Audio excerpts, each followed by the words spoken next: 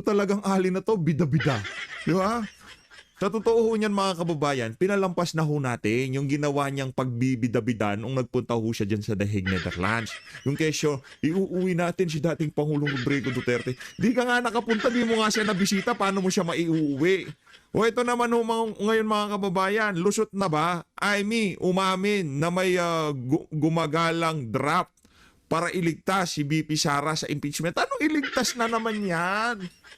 Anong iligtas? Napaghahalata ka, Sen Amy, baka iligtas ang kapatid mo. Kasi pag nagkataon, natuloy ang impeachment na yan, hindi naman si BP Sara ang mayayari. Mayayari yung kapatid mo.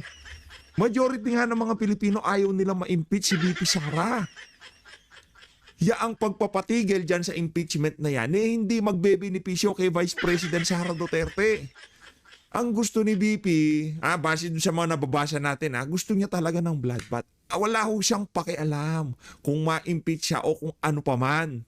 Kung meron ka mang liniligtas dito, walang iba yung kapatid mo.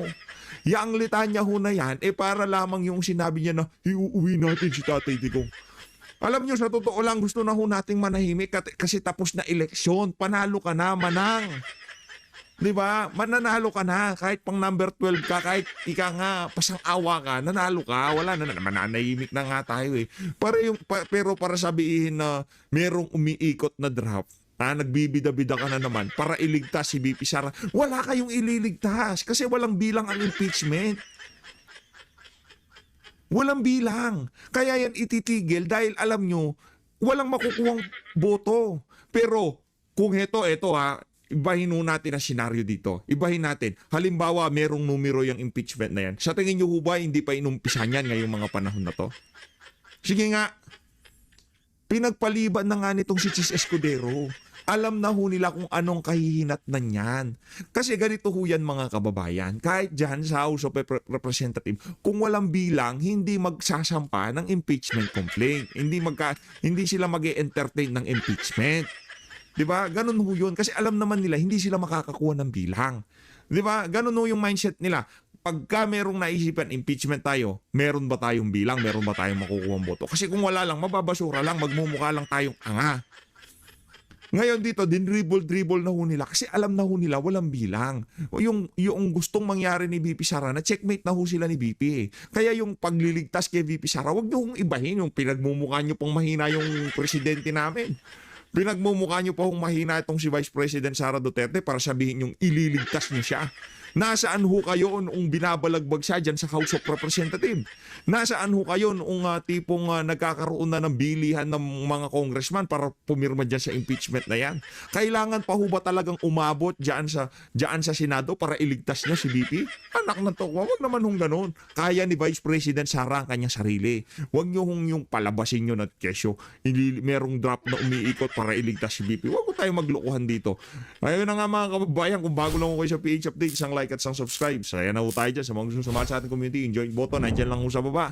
Comment ako kayo dyan sa ating natagpuan na yan na kesyo meron daw siya lang ililigtas. Kung meron ka mang ililigtas dito, Amy, walang iba kundi yung kapatid mo. Dahil babalagbag, sa ayok sa gusto mo. Kumbaga, dinidelay mo lang yung hindi mapipigilan kung tawagin. Dinidelay mo lang yung hindi mapipigilan na pagkawasak ng kapatid mo. Oo, may papatigil niya yung impeachment. Maitatabi ni BP Sara kung ano mang meron siya na hawak-hawak niya kung bakit ang lakas ng loob niya na magkaroon ng impeachment trial diyan sa Senado. Ito pa, dito ho muna tayo sunod-sunod ho yan. Viral ho ito ngayon sa social media. Itong pagbalagbag nitong si Congressman Richard Gomez dito kay Jude Asidre. Panuurin ho natin ito mga kababayan. Malupit ho ito. Hearing the privileged speech of Congressman Jude Asidre, I was once a part of the RDC 8 when I was mayor of Ormoc City. And on a yearly basis, all the problems na kinakailangan natin na ponduhan kung mayroong problema, ito ay laging tinitake up sa RDC. So yung mga regional offices, kung anong kailangan nila, inire-report po yun. I just feel bad that parang pinagbibintangan natin dito ngayon na meron neglect ang DPWH. Because in the last RDC, Mr. Speaker, it was brought up that every year, DPWH will report kung ano yung kailangan ayusin sa atin. And also, andun lagi ang San Juanico Bridge. It is in the RDC report, if we will take a look at it, Mr. Speaker. So in this investigation that you want to happen, I don't know kung matutuloy pa to this coming week or pagpasok na natin ng 20th Congress, they will tell you na every year, never sila nagka-remiss sa pag-report, sa pagsabi na ang San Juanico Bridge, kinakailangan ng i-retrofit, kailangan ng repair, kailangan ng annual maintenance. Siguro,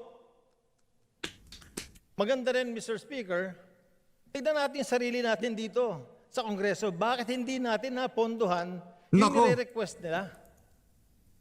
Why I'm speaking here today is because yung problema ng San Juanico, that is 110 kilometers away from Ormoc City, nararamdaman din namin yan. Ngayon lang kami nagkakaroon ng pila ng truck sa loob ng Ormoc City.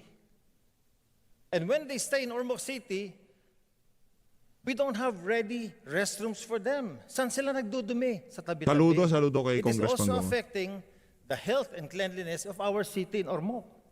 Pero ano ho yan ha, pero ang tingin ho niyan ng mga Pinklawan, mga Talyanista Tenseymada, ano ho yan, yung tinitira nitong si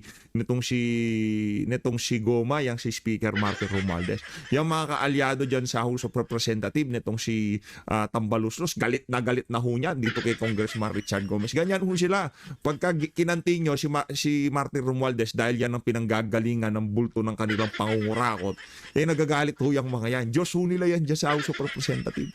Diyos nila yung si Martin Tambaluslos Romualdez. Ay yung ano niya, kaya marami hong believe dyan kay Congressman Goma, dyan sa mga pinapakita niya na yan, dyan sa mga tayo niya na yan, sa mga isyong kinaharap ngayon ng ating bansa. Yang nangyari na yan sa San Juanico Bridge, ano lang ho yan, isa lamang ho yan kumbaga sa mga na-emphasize ngayong mga panahon na to. Dahil yan direkta talagang tinatamaan, talagang kalsada yan tuloy yan pagka nasira yan, pagka sinara yan, talagang magkakaroon ng problema. Mababalita yan sa buong Pilipinas. Pero yung mga bagay-bagay na kahalintulad ho na ginagawa ng administrasyon na to sa mga ahensya ng pamahalaan, kagaya ng Department of Education, galit tayo bakit ang bababa sa PISA ng ating mga estudyante. Yung mga puntos nila sa reading, sa mathematics, comprehension, science, bakit ang bababa nila? Kasi imbis na dagdagan ng pondo ng Department of Education, ang ginagawa ho ng administrasyon to, tinatapyasan pa. Tapos gagawan daw nila ng paraan, kesyo kukuha ng sa mga savings, kung ano, kabalbalan ho yung mga kababayan. In the first place, nasa saligang batas na pinakamalaki ang Department of Education. O kagaya ho dyan sa PhilHealth, subsidiya, anong ginawa nila? Tinanggalan nila subsidiya. Anong ginawa nila dyan? Prenisentan, DPWH na magkakailangan ng i-repair, kailangan ng retrofitting, kailangan na mayroong ayusin dyan sa San Juanico Bridge, kailangan nila ng pondo, binigyan ba ng pondo? Pero ang sisisihin nila ang ahensya. Pero yung damage na ginawa nila sa hindi nila pagbibigay ng pondo, hindi ho nila nakikita. Yan hong problema dyan sa current Congress natin ngayong mga panahon na to. Kaya sa pagpasok ng 20th Congress, rigudon na kung rigudon, ika nga. So in this coming investigation, Congressman Asidre, please take note that the RDC report, every year, merong nire-report na merong pangangailangan ang DPWH with regards to maintenance, repair, and annual checkup of the San Juanico Bridge.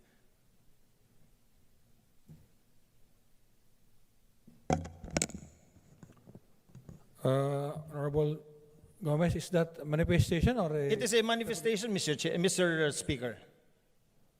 Yes, Honorable Asidre. Mr. Speaker, I just would like to qualify the position of this representation. We have no arguments, and we agree that for the longest time we have been asking funding, even not only for the repair of the San Juanico Bridge, but including the construction of a second San Juanico Bridge, considering that we have already seen the wear and tear and the life of the structure itself. However, the position of this representation with regards to the privilege speech is about having to impose the restriction the load restriction on the San Juanico Bridge without prior preparation and without prior notice to the concerned stakeholders. For the record, as I mentioned in my privileged speech, we are not against the rehabilitation. In fact, we welcome it. In fact, for the longest time, we've been asking for it. But the problem with the current situation is that the announcement was made on the same day the restriction took effect. And in that case, as the honorable colleague from Ormoc has mentioned, Congressman Gomez has mentioned, not everyone is ready to address the consequences with the changes in terms of alternative maritime routes, in terms of the adjustment in the traffic, and even, as mentioned earlier, even the sanitation and the other services needed for the truckers. I think it's important to qualify that our concern stems from this. Because as mentioned earlier by the Honorable Garin, this is a matter that did not happen overnight. This is something that could have been avoided. Preparations could have been made earlier. The moment DPWDH felt that they needed to take in a consultant to make an Yeah. Nako. structural integrity assessment of the bridge, should have started the need to draw contingency plans. It should have already beckoned DPWH to consider the worst scenario so that in case a situation would have been recommended that would warrant the restrictions on the bridge, then there would be a minimal disruption to the movements of goods and peoples as well as services from the islands of Leyte to Samar. We are one with the Honorable Gomez in saying that this has been a long concern of the region, having been part also of the Advisory Council of the Regional Development Council of the region. We've worked also closely in recommending funding for the second San Juanico Bridge. There is no question about that.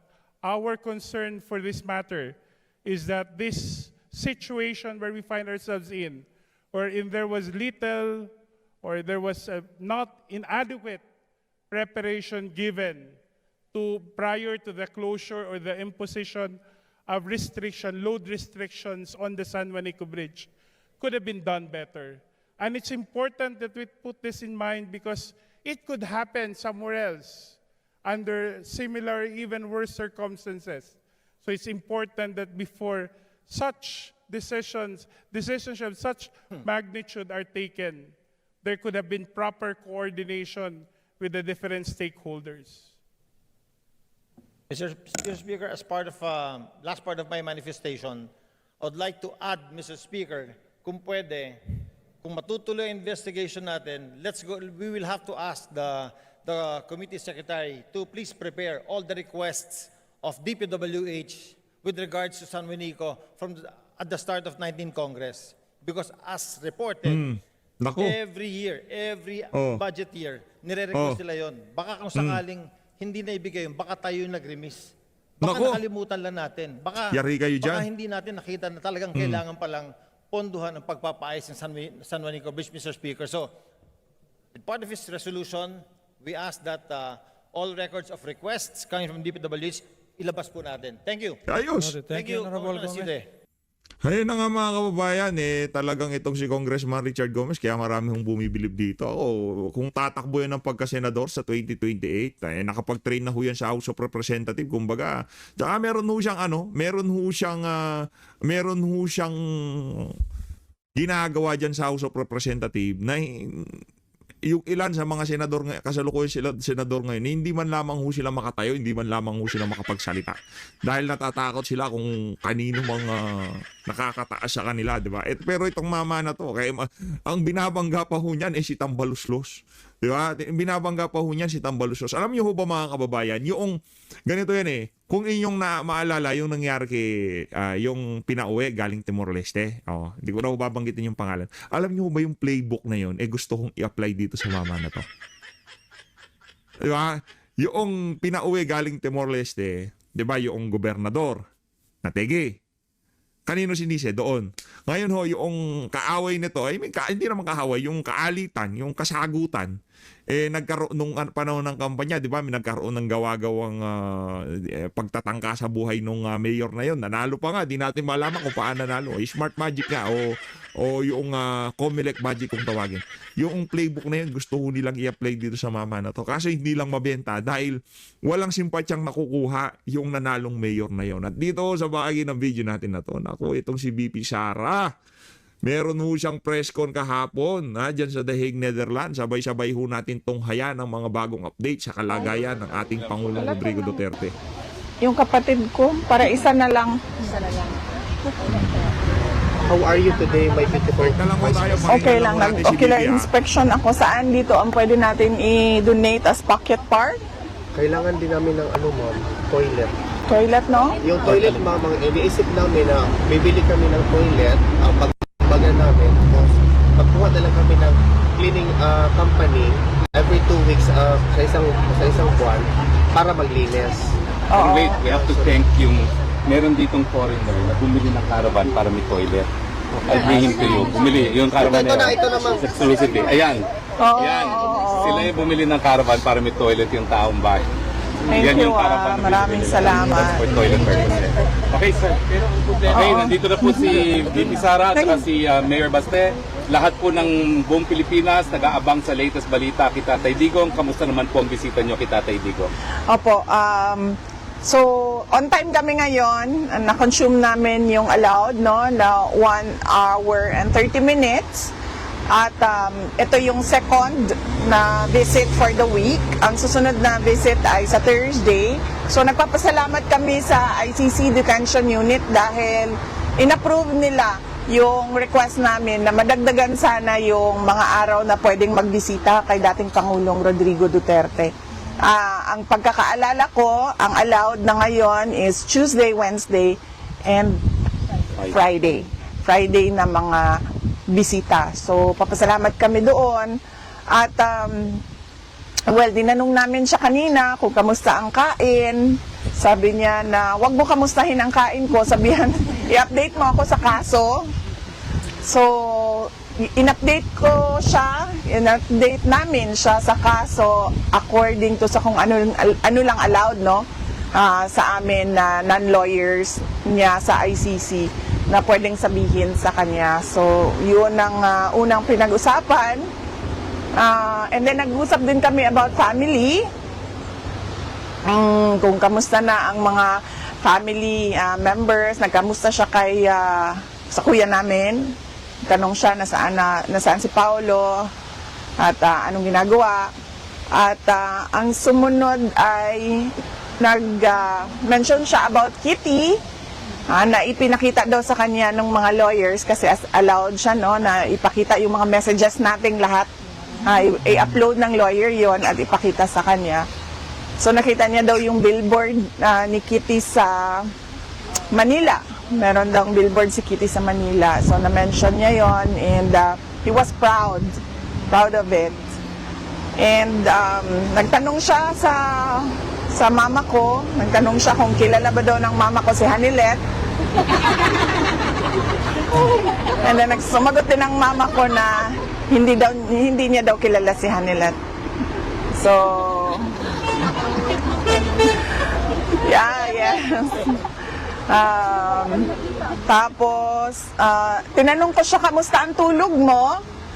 Sabi ko, dire-diretso ba ang tulog mo? Meron ka bang insomnia? Sabi niya, wala naman akong insomnia. Minsan lang hindi ako makatulog dahil sa kakaisip sa nanay mo. Grabe talaga, no? yung ano niya, yung kanyang, hindi pa rin nawawala yung kanyang pambola sa mga magagandang babae.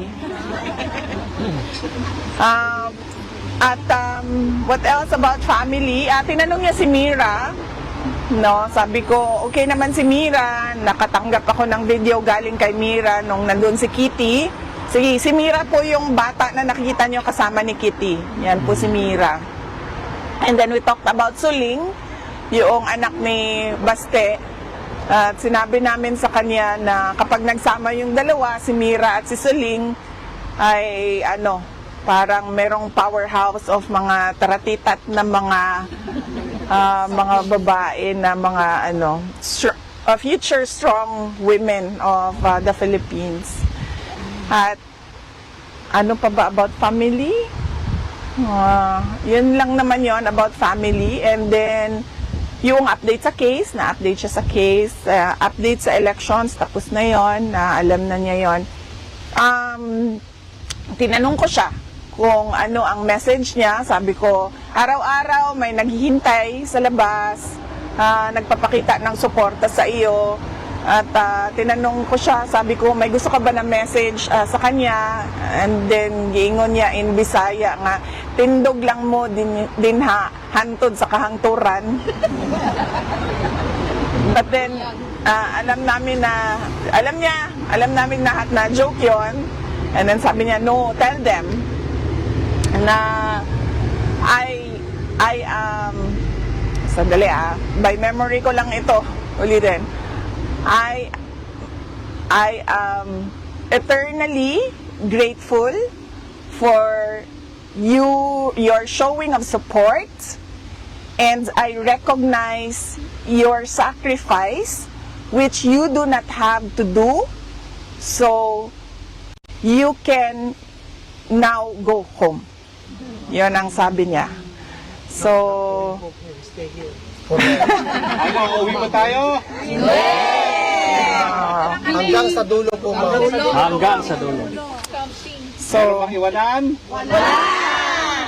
So VP, usually po ba pag nag-visit kayo kay PRRD, nasaan po? Sa room or sa dining table, sa garden?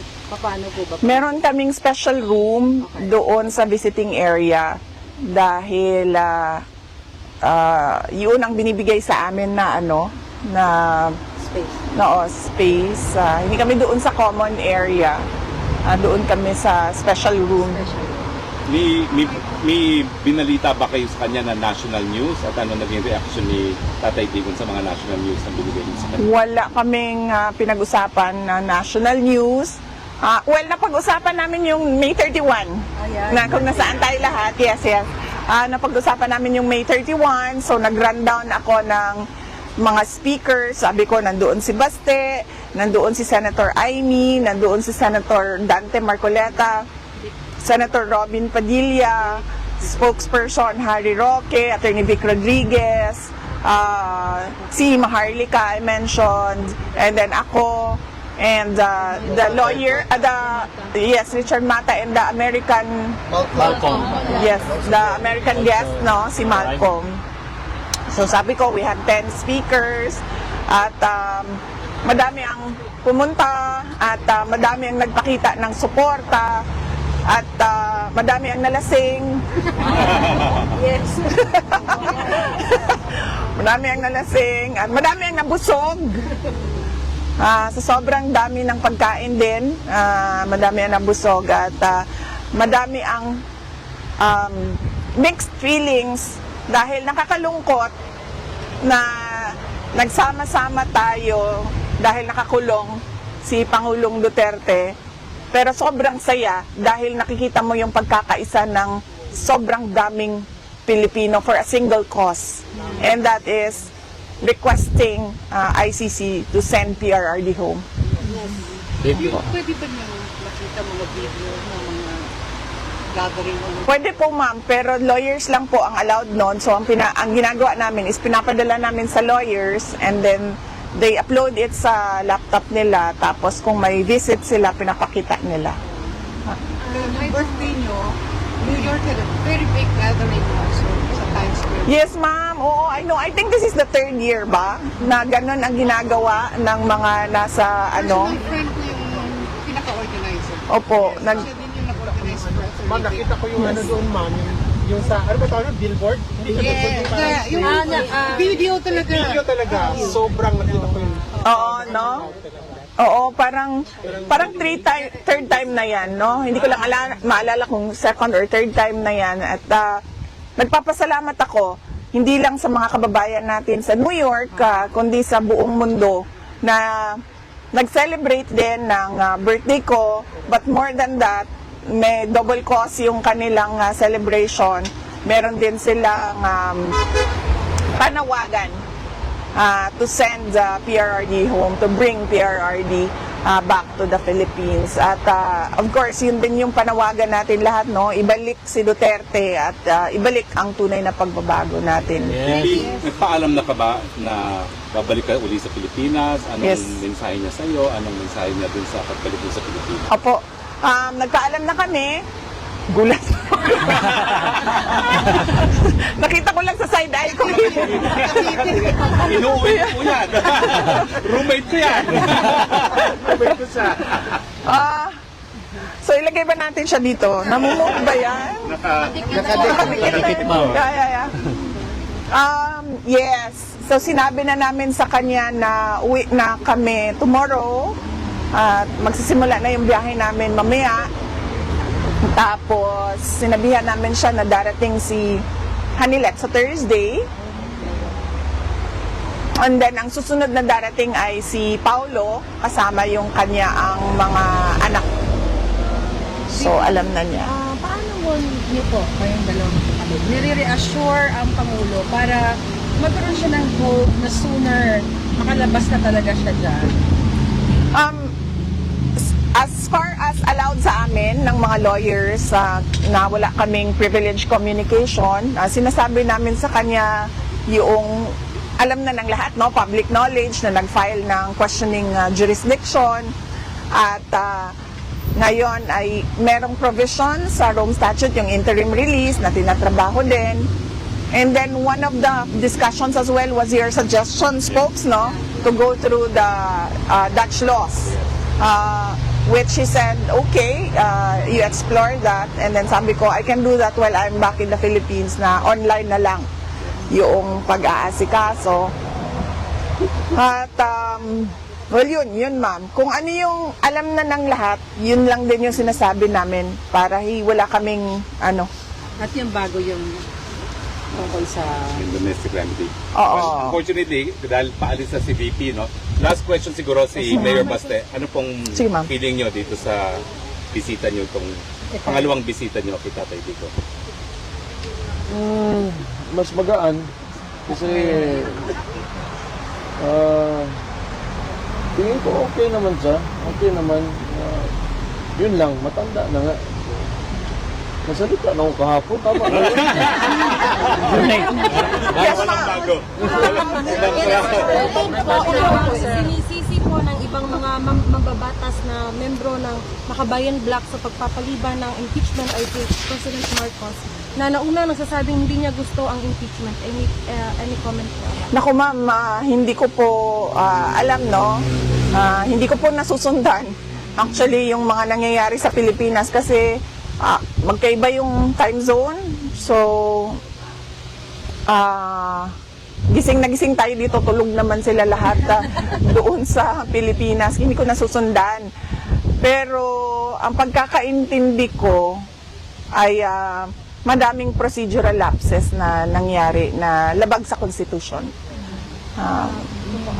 May naamoy daw po na ang ilan sa nagsulong ng impeachment niyo sa ginawang pagpapaliban ng Senado sa impeachment proceedings, may mga nagsasabing na allegedly may pinoprotektahan at kinatatakutan daw po si Senate President Escudero po. Well, sa pagkakilala ko naman kay Senate President Cheese Escudero ay hindi natatakot yon. In fact, isa siya doon sa mga... Kasama ba siya sa Spice Boys? Hindi. Pero Ano ba? impeachment ni GMA. Yes, no? Yes. 3 times. Oh yes, there was a group called Spice Boys at the time sa House of Representatives, 'di ba? Yung mga matatapang na mga mga batang congressman. Parang kasali siya doon. But sa impeachment po, siya yung minority floor leader. Yeah. So anyway, Pa GMA. yes, we do not remember him I do not know him na natatakot na klase na politiko. So hindi ko lang alam saan nanggagaling yung sinasabi na takot si Senator Cheese Escudero. Hindi ko alam saan galing yan. last question na lang po kay Sir Baste. So, kumusta yung jet lag niyo po? Better na, naka-recover na sana, kaso pauwi na ako, so babalik na naman. Okay, yun lang po. Sir? Yes, ma'am.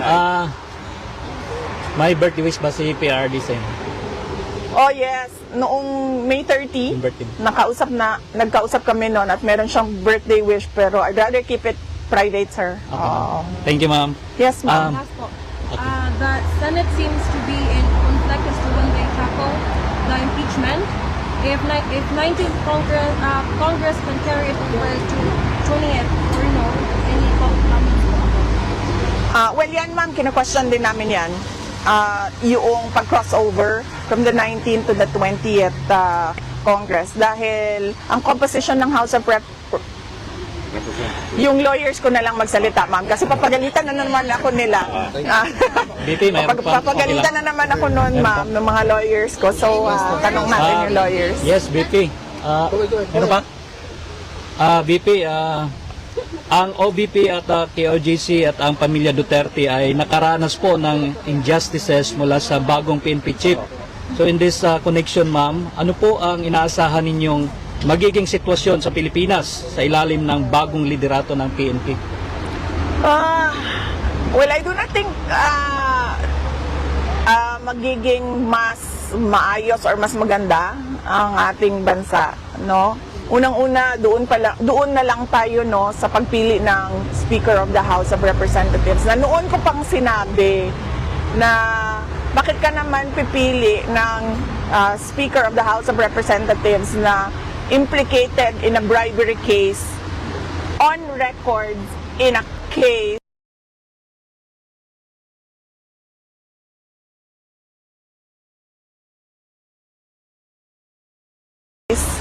in the United States. So, yung pa lang kaduda-duda na 'di ba? Parang pag alam mo kaagad na ganun, hindi mo susuportahan yan as Speaker of the House of Representatives. In the same way na merong recent findings ang Senate of violations of law of this police officer. So, bakit mo naman gagawing Chief of Police? So, masyadong sketchy yung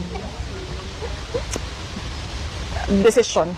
Okay, talagang kailangan ng lumipad si VP, ha? Alright. So, Thank you. unfortunately, wala Thank you. tayong panahon, no? So, Maraming thank you very salamat. much, VP, at thank But you we- very much to everyone. But we can do siguro one group photo One para group photo. One group Here? photo. Everyone. dito muna.